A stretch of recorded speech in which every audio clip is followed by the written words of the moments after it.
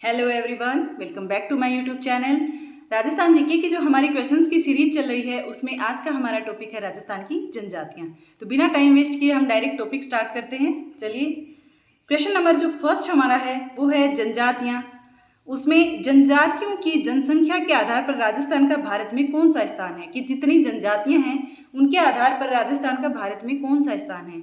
तो ऑप्शन है तीसरा, चौथा, दूसरा या फिर छठा। यहाँ हमारा जो आंसर है वो होगा छठा। तो राजस्थान का जो स्थान है भारत में जनजातियों की दृष्टि से वो स्थान है छठा। ठीक है, तो इसकी डिटेल में हम देखते हैं कि जो राजस्थान का भारत में स्थान है वो छठा है। 2011 की जनगणना के अनुसार राज्य में जो अनुसूचित जनजातियां हैं वो अनुसूचित जनजातियां टोटल कितनी हैं? 13.5%, मतलब 92.38 लाख। ठीक है, 92.38 लाख जो जनजाति है वो निवास करती है राजस्थान में। और अगर वैसे भी उनमें भी मोस्टली हम बात करें तो 90 जो लाख है, मतलब 90% जो है, 90% जो जनजाति है वो मीणा और भील ही हैं। ठीक है, बाकी जो बची हुई हैं वो अदर जनजातियां आती हैं। और सबसे नंबर में अगर देखें तो सबसे ज़्यादा नंबर में मीणा पाए जाते हैं, सेकंड नंबर पे पाए जाते हैं भील, फिर ग्रासिया और सहरिया। ठीक है, और जो कोली ढोर है उनकी जनसंख्या सबसे कम पाई जाती है। विधानसभा में अगर अनुसूचित जनजाति की सीटों की बात करें तो वो होती है 25।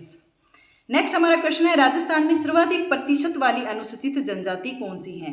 ठीक है, तो हमें कौन सा पूछा है कि सबसे ज़्यादा परसेंटेज में पूछे या फिर नंबर में पूछे, चाहे किसी में भी पूछे, सबसे ज़्यादा जनजाति है वो कौन सी पाई जाती है। तो इसका मैं डायरेक्ट आंसर बताती हूँ। इसका आंसर हमारा है मीणा।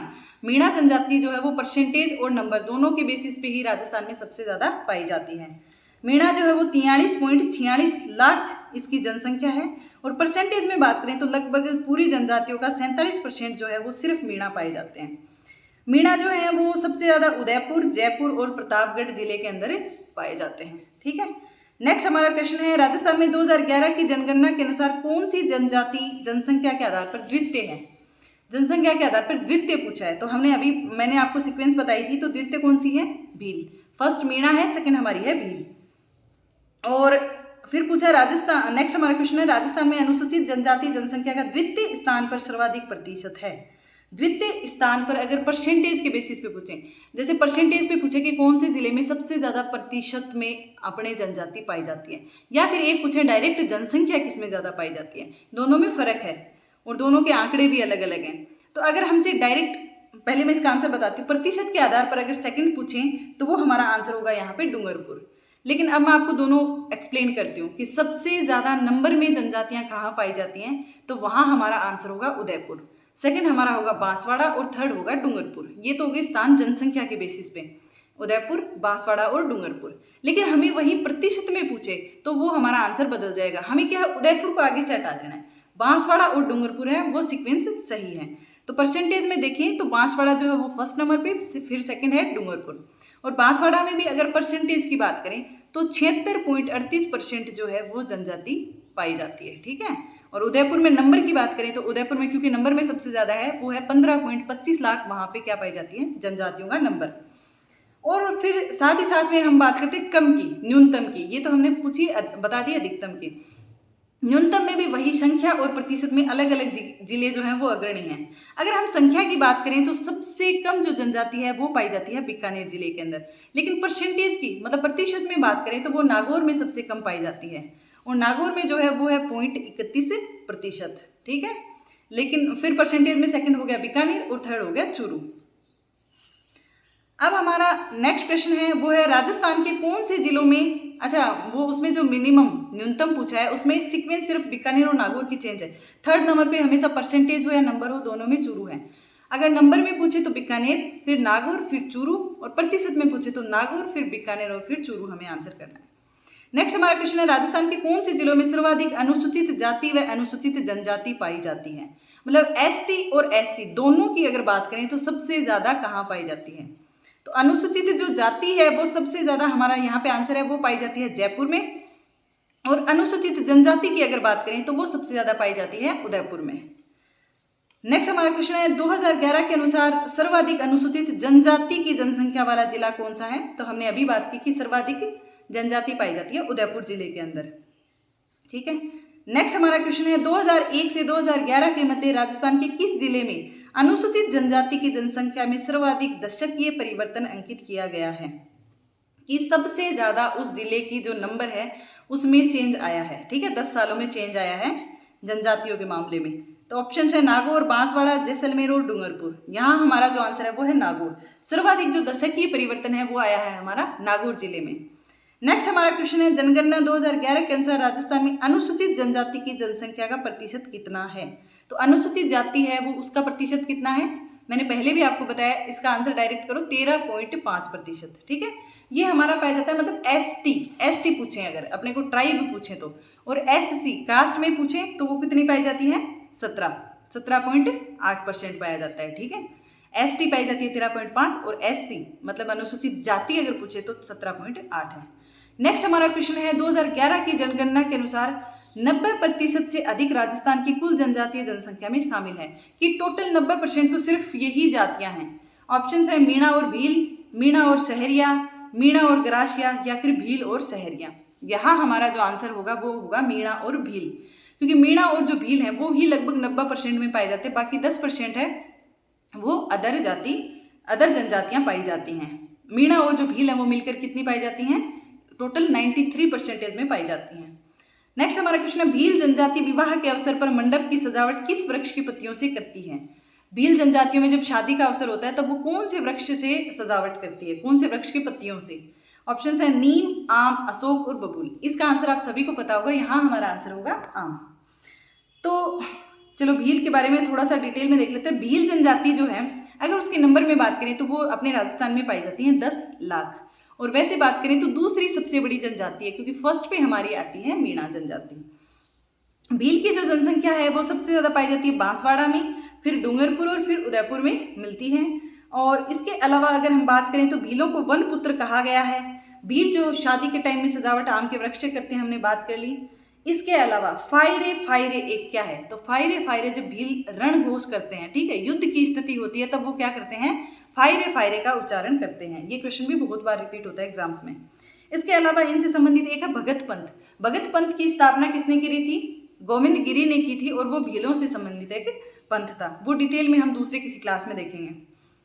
इसके अलावा भील जनजातियों के प्रमुख मेलों की बात करें तो वेणेश्वर धाम जो डूंगरपुर वाला है वो भीलों का सबसे प्रमुख मेला है। इसके अलावा जो ऋषभ देव मतलब उदयपुर में जिन्हें काला बावसी भी कहते हैं, ऋषभ देव का जो है वो भी भीलों का प्रमुख मेला है। और इसके अलावा है गोटिया अम्बा बांसवाड़ा का। भीलों के प्रमुख नृत्य की बात करें तो उनमें है गैर, गवरी, नेजा, युद्ध, हाथी मना, द्विचक्री, घूमरा। फिर देखो नेक्स्ट क्वेश्चन हमारा वही आ गया, फायरे किस जनजाति का रणघोष है? हमें पता है ये किसका है? भीलों का। फिर नेक्स्ट हमारा क्वेश्चन आ गया कि राजस्थान की भील जनजाति में गांव का मुखिया कहलाता है। भीलों का जो मुखिया है, ये मुखिया वाले क्वेश्चंस भी आपको पता है बहुत बार रिपीट होते हैं। आपको क्या करना है, जहां भी आप पढ़ते हो स्टडी टेबल के आसपास सारों के मुखिया आपको शॉर्ट में लिख के लगा लेने हैं। इसका मैं एक शॉर्ट वीडियो जो है वो अपलोड कर दूंगी। भील जनजाति में गांव का मुखिया कहलाता है, तो भील जनजाति में गांव का मुखिया है वो डायरेक्ट आप याद करना, वो क्या कहलाता है? वो कहलाता है गमेती। भीलों में होता है गमेती। नेक्स्ट क्वेश्चन भी हमारा वही आ गया, गमेती है वो किस जनजाति के लोगों के नेता होता है? वही मुखिया पूछा है इन्होंने, तो वो किसका होता है? भीलों का। नेक्स्ट क्वेश्चन है, भील जनजाति में पेय पदार्थ है तो किस वृक्ष या पौधे का अधिक उपयोग किया जाता है? तो भील वृक्ष पेय पदार्थ के रूप में किस वृक्ष का सबसे ज्यादा उपयोग करते हैं? अगर आपको बेसिक भी जनजातियों की इन्फॉर्मेशन है तो ये वाले क्वेश्चन आप बहुत इजीली कर सकेंगे। और ये सारे के सारे, जैसे ये वाला क्वेश्चन है पेय पदार्थ वाला, ये वीडियो में है, सारे प्रीवियस ईयर क्वेश्चन है, तो इतने भी हार्ड क्वेश्चन नहीं होते हैं। आपको बस प्रीवियस ईयर क्वेश्चन तो पक्का से पक्का देख के जाने चाहिए किसी भी एग्जाम के लिए। पटवारी हो गया, वीडियो, सारी एग्जाम्स के पुराने क्वेश्चन हैं, आरपीएससी से रिलेटेड जो भी हैं इसमें। नेक्स्ट हमारा अच्छा पेय पदार्थ, तो यहाँ इसका आंसर हो जाएगा महुआ। भील जनजाति जो है वो महुआ पेड़ से कच्ची शराब बना करके क्या करती है? पीती है। इसे माउड़ी, महुआ, महुड़ी कहते हैं। और भीलों में क्या है? स्त्री और पुरुष दोनों शराब पीने के शौकीन होते हैं। नेक्स्ट हमारा क्वेश्चन है, भीलों के वस्त्रों से संबंध में फेंटा क्या है? फेंटा एक भीलों का वस्त्र है, वो किससे संबंधित है? तो यहाँ हमारा जो आंसर होगा वो होगा ये एक प्रकार का सिर का वस्त्र है, मतलब ये एक पगड़ी है। भीलों में जो पगड़ी बांधी जाती है उसे क्या कहते हैं? फेंटा। अब फेंटा में अब इसमें अपने को दो चीज याद रखनी है कि अगर ये अलग अलग कलर की हो, लाल हो गई, केसरिया, पीला ऐसी हो, तब तो उसे हम बोलते हैं फेंटा। और अगर ये सफ़ेद रंग का हो तो इसे हम बोलते हैं पोत्या। ठीक है, जैसे सफ़ेद टॉवल नहीं, अपने जेंट्स क्या कहते हैं, सफ़ेद टॉवल नहीं बांधते सर पे, उसको ही मानो कि भीलों में उसे क्या कहते हैं, पोत्या कहते हैं। उसके अलावा है एक खोयतू इंपॉर्टेंट है इनमें, क्योंकि भील जो लंगोटी पहनते हैं उनको बोलते हैं खोयतू। और एक होगी देपाड़ा। देपाड़ा या ठेपाड़ा नाम भी कई बार आ जाता है इसका। ये क्या होती है, भीलों की एक तंग धोती।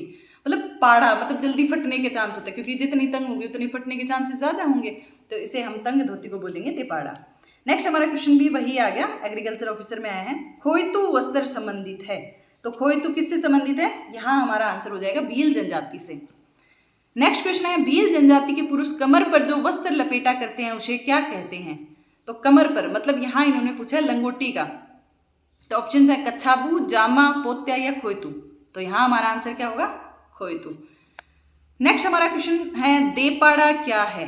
भीलों की भाषा में देपाड़ा क्या है, ये हमने बात कर ली, ये इनकी एक तंग धोती है। नेक्स्ट है, भील पुरुष अपने बालों को ढकने के लिए सिर पर जो पहनते हैं उसे क्या कहते हैं। अब यहाँ फेंट्या या पोत्या में से कोई भी एक ऑप्शन आए वो हमें आंसर करना है, यहाँ पे हमारा ऑप्शन होगा पोत्या। नेक्स्ट हमारा क्वेश्चन है, भील जनजातियों की स्त्रियों द्वारा पहने जाने वाला लंबा घाघरा किस नाम से जाना जाता है। तो भीलों में जो स्त्रियां हैं वो लंबा घाघरा पहनती है, उसे हम बोलते हैं कच्छाबू। ठीक है, जो क्या करते हैं, लंबा घाघरा कैसे, ये छाती से लेकर के घुटनों तक होता है। ठीक है, घुटनों, अब नॉर्मली अपने याद करो कि कच्छे की साइज का होता है। ठीक है, कच्छाबू मतलब घुटनों की साइज तक का, लेकिन ये छाती से स्टार्ट होता है ये लहंगा, इस वजह से क्या कहते हैं कि लंबा घाघरा है।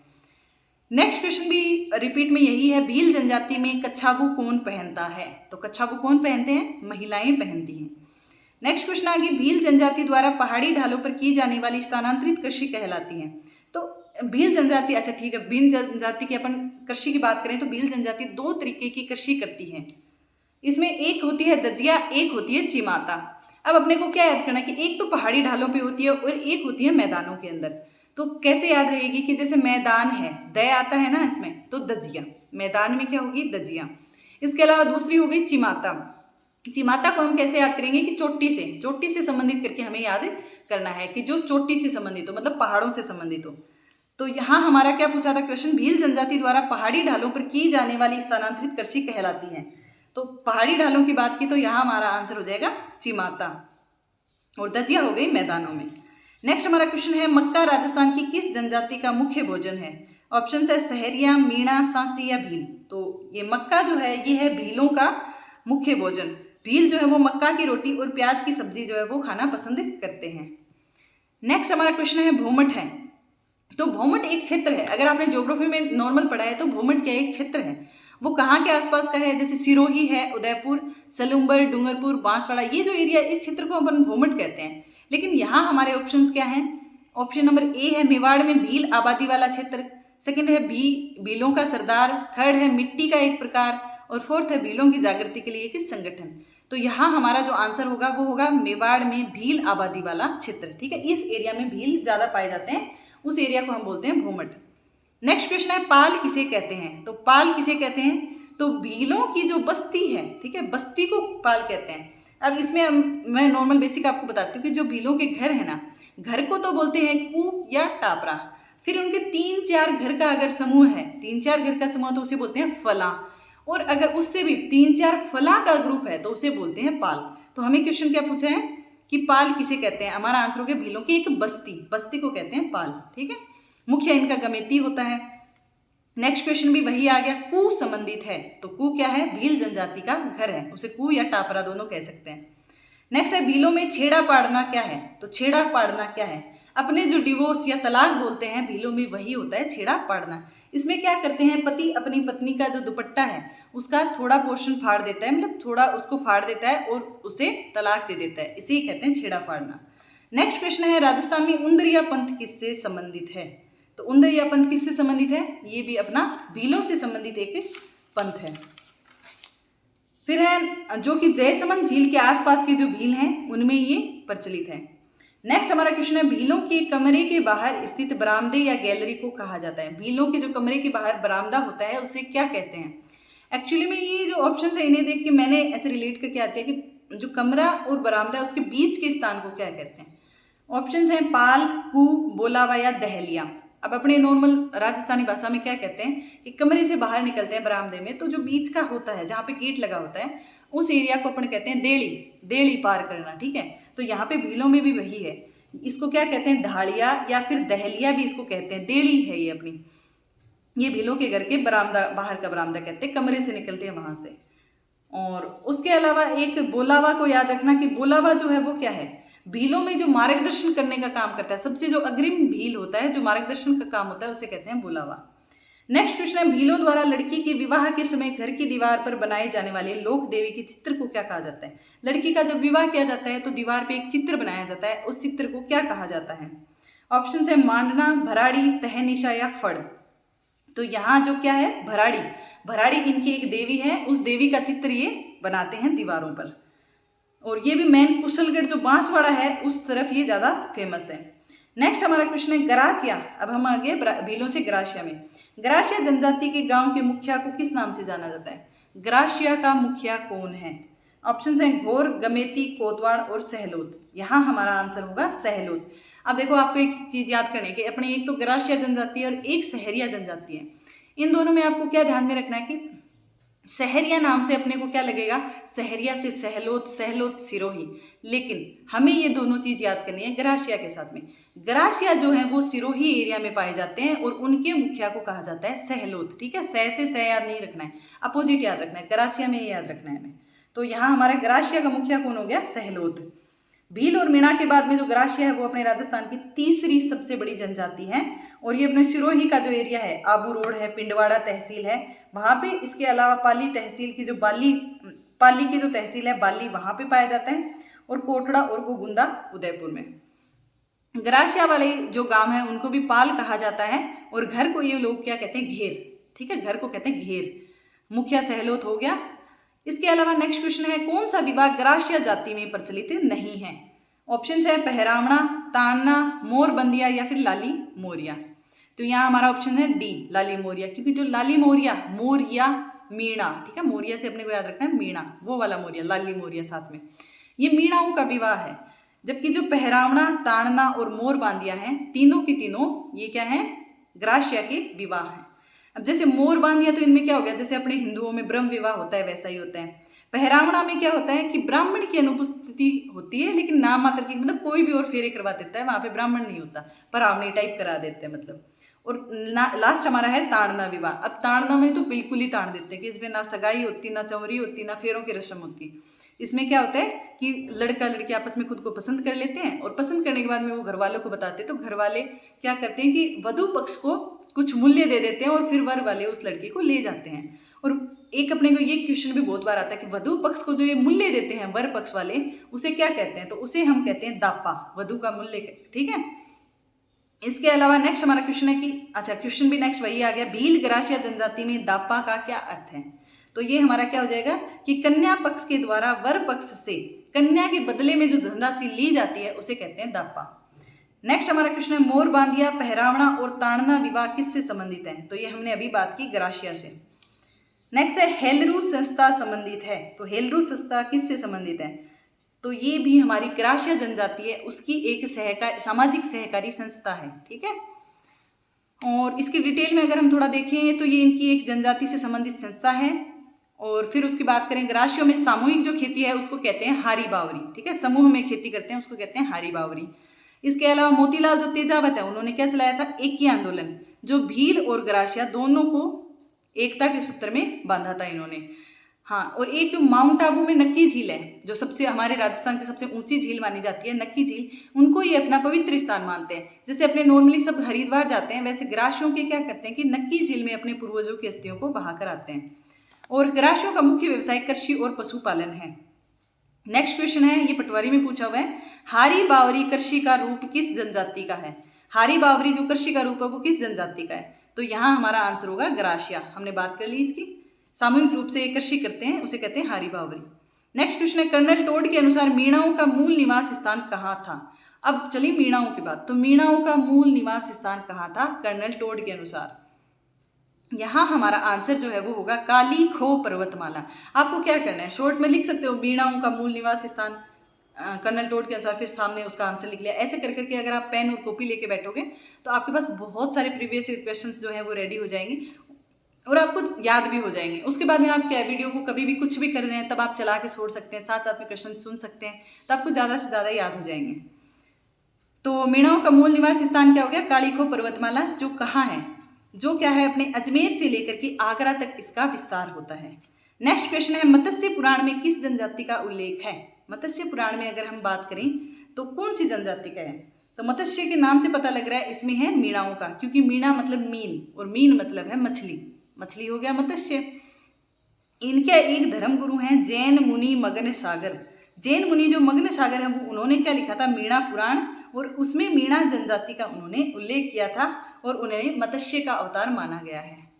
नेक्स्ट हमारा जो क्वेश्चन है वो है, पड़ियार मीणा जनजाति क्षेत्र मुख्यतः है। तो पड़ियार मीणा जनजाति कहाँ पाई जाती है? तो इसके यहाँ मैं आंसर बताती हूँ, फिर इसके बारे में बताती हूँ आपको। यहाँ हमारा आंसर होगा टोंक, भीलवाड़ा और जो बूंदी हैं वहाँ पे, टोंक, भीलवाड़ा और बूंदी में पाए जाते हैं पड़ियार मीणा। अब देखो, मोस्टली तो दो ही टाइप के मीणा पाए जाते हैं, जमींदार मीणा और चौकीदार मीणा। जमींदार मीणा को पुराना बासी भी कहते हैं और चौकीदार को नया बासी कहते हैं, क्योंकि पहले वाले जो मीणा है वो अपने आप को क्या मानते हैं कि हम जमींदार थे, और लेटेस्ट अभी जो हैं वो अपने आप को क्या मानते हैं? चौकीदार मानते हैं। तो जो जमींदार है उनको कह दिया पुराना बासी और चौकीदार को कह दिया नया बासी। तो जमींदार जो पुराने वाले हैं वो क्या खेती और पशुपालन करते थे, और सवाई माधोपुर, करौली, दौसा, जयपुर, जो जयपुर वाला दक्षिणी जो अपना मैदानी भाग है ना, सवाई माधोपुर, करौली, दौसा, जयपुर, इधर अपने आप का इधर इनका निवास स्थान है। लेकिन जो नया बासी हैं ये क्या करते हैं? ये घूमते फिरते रहते हैं, चौकीदारी का काम करते रहते हैं, इनके पास खुद की ज़मीनें नहीं थी, इसलिए कहाँ भी बस गए तो इनको कह दिया नया बासी, मतलब नए तरीके से बसे हैं। ये लोग पाए जाते हैं सीकर, झुंझुनू और जयपुर में। इसके अलावा जो अभी अपन ने बात करी वो है प्रतिहार या पड़िहार मीणा। ये छापामार युद्ध वाले हैं, ये टोंक, भीलवाड़ा और बूंदी में है। इसके अलावा एक है रावत मीणा, मतलब रा से याद करना है, राजपूतों से अपनी उत्पत्ति समझते हैं, तो मतलब अजमेर मारवाड़ एरिया में है। उसके अलावा भील मीणा जो भीलों से संबंधित हैं वो होते हैं सिरोही, उदयपुर, डूंगरपुर और बांसवाड़ा में। फिर है सूरतेवाड़ा, ये अन्य किसी भी जनजाति से संबंधित रखते हैं। नेक्स्ट हमारा क्वेश्चन है मोरनी मोड़ना। मोरनी मोड़ना किस जनजाति से संबंधित है? तो मोरनी मोड़ना जो है वो मीणाओं से ही संबंधित है, और मोरनी मोड़ना क्या है? इनमें एक विवाह का प्रकार है। अच्छा नहीं, यह मीणा जनजाति से संबंधित है। और लीला मोरिया जो हमने पीछे बात की थी, लीला मोरिया इनमें एक विवाह से संबंधित संस्कार है। अगर मीणाओं के आराध्य देव की मैं बात करूं तो वो हैं गौतमेश्वर, या फिर उन्हें भूरिया बाबा भी कहते हैं, और ये भूरिया बाबा की क्या है? झूठी कसम नहीं खाते हैं। फिर है मीणा जनजाति में पंचायत का मुखिया। अब इनका जो मुखिया होता है वो होता है पटेल। इसके अलावा कंजर में भी हम बात करें तो उनका मुखिया भी पटेल होता है, ठीक है, वो याद रखना थोड़ा सा। नेक्स्ट हमारा क्वेश्चन है कि सहरिया जनजाति का घनत्व कौन सी तहसील में अधिकतम है? अब बात आ गई अपने सहरिया की, तो सहरिया किसमें सबसे ज़्यादा है? सहरिया की तो फिक्स ही दो जगह हैं, अपने को लिमिटेड याद रखना है। 12 में जो शाहबाद और किशनगंज तहसील है वहाँ पे अपने सहरिया पाए जाते हैं। यहाँ हमारे ऑप्शन में दे रखा है किशनगंज, शाहबाद आता तो वो आ जाता, 12 आता तो वो आ जाता, क्योंकि इसके अलावा इसमें सहरिया में जगह का कोई क्वेश्चन नहीं आता है।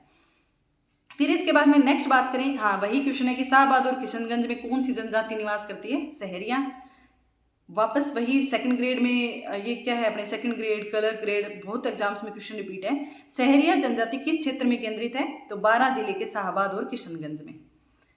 फिर एक और बार आरपीएससी सेकंड ग्रेड पटवारी, इनमें भी ये क्वेश्चन यही का यही रिपीट है कि किस जिले में सहरिया जनजाति केंद्रित है? वो है अपने 12 में। अलग अलग ऑप्शन दे दिया, कभी 12 दे दिया, कभी किशनगंज, कभी शाहबाद, कभी 12 किशनगंज और शाहबाद 7 दे दिया, तो आंसर आपके यही है, और रिपीट भी बहुत होता है। राजस्थान में निम्न में से कौन सी जनजाति को भारत सरकार द्वारा आदिम जनजाति समूह में शामिल किया गया है? एकदम आदिम, मतलब एकदम प्रीमिटिव है, सबसे पुरानी मानते हैं, सबसे कम मानते हैं इसको, तो इसका है आंसर हमारा सहरिया, क्योंकि सबसे पिछड़ी जनजाति है ये। नेक्स्ट हमारा क्वेश्चन है धारी संस्कार राजस्थान की किस जनजाति में प्रचलित है?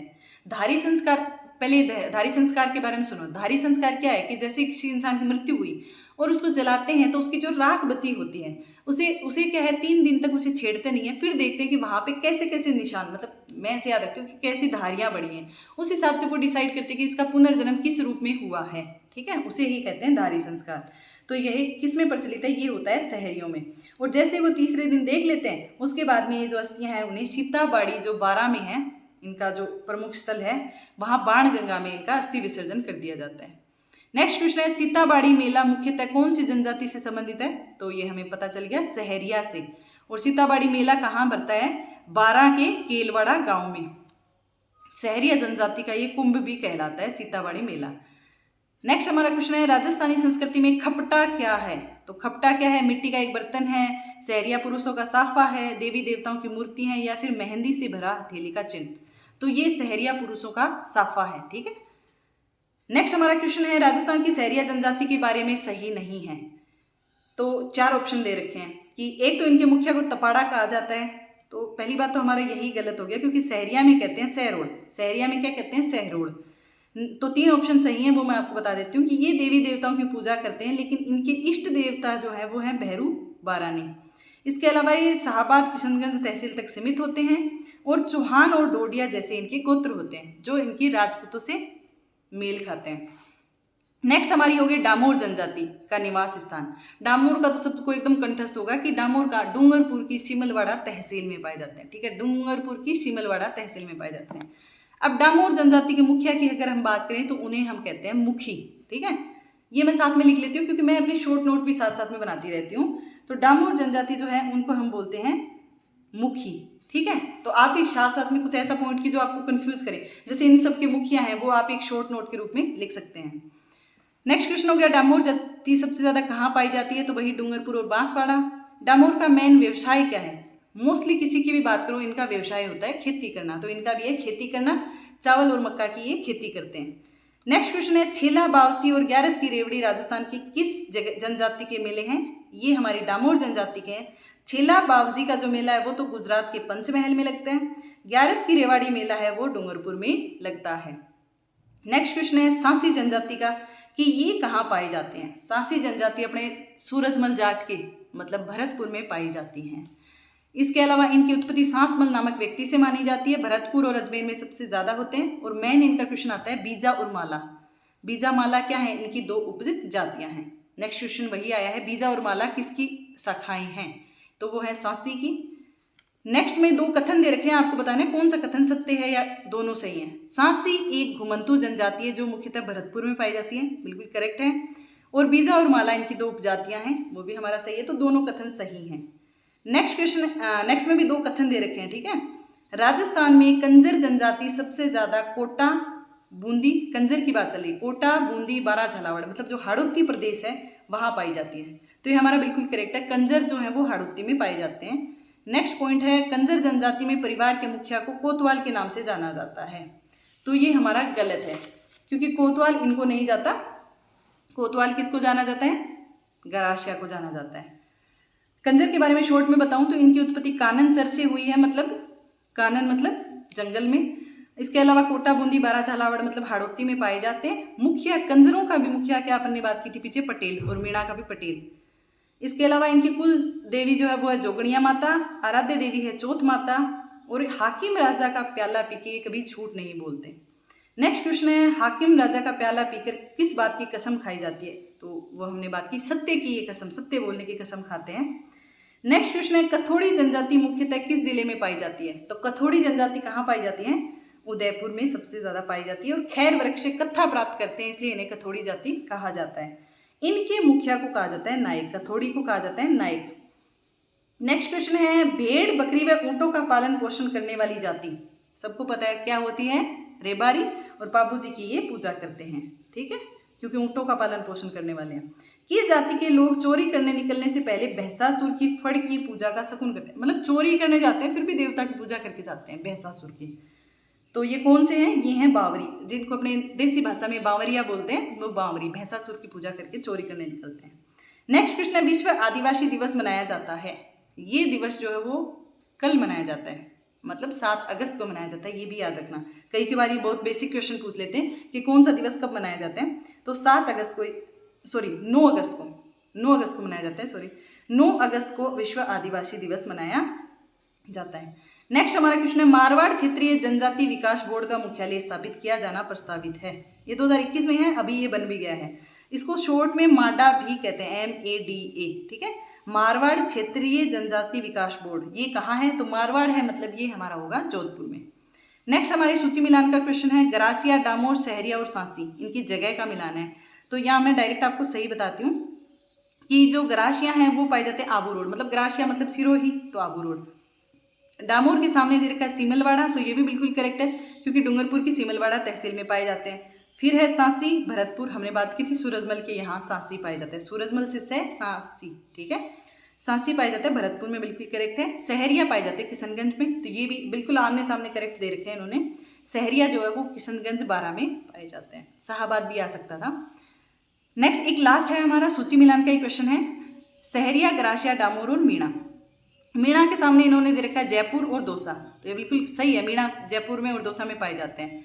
फिर डामोर है तो डामोर का होगा डूंगरपुर और बांसवाड़ा, सही है। सहरिया जो है वो पाए जाते हैं अपने, सहरिया कहाँ पाए जाते हैं, 12 के अंदर, तो ये पाए जाएंगे 12 और कोटा में। और लास्ट हमारे बच्चे ग्रासिया, वो पाए जाएंगे उदयपुर और सिरोही में। तो मैं रोज़ प्रीवियस ईयर क्वेश्चंस की एक क्लास लेके आती हूँ। इसके अलावा और भी जो आप टॉपिक बताएंगे, जो कमेंट सेक्शन में बताएंगे, उनसे रिलेटेड जो अगर मेरे से पॉसिबल हो पाया तो मैं वो क्लास लेके आने की कोशिश करूँगी। अगर आपने अभी तक चैनल को सब्सक्राइब नहीं किया है तो चैनल को प्लीज़ सब्सक्राइब कर लें। इससे रिलेटेड आपको जो भी नई वैकेंसीज आएंगी या जो प्रीवियस ईयर क्वेश्चंस हैं, जो टॉपिक में कुछ करेक्शन करवाना है, वो सब आपको इस चैनल पे अब अवेलेबल हो जाएगा। Thank you.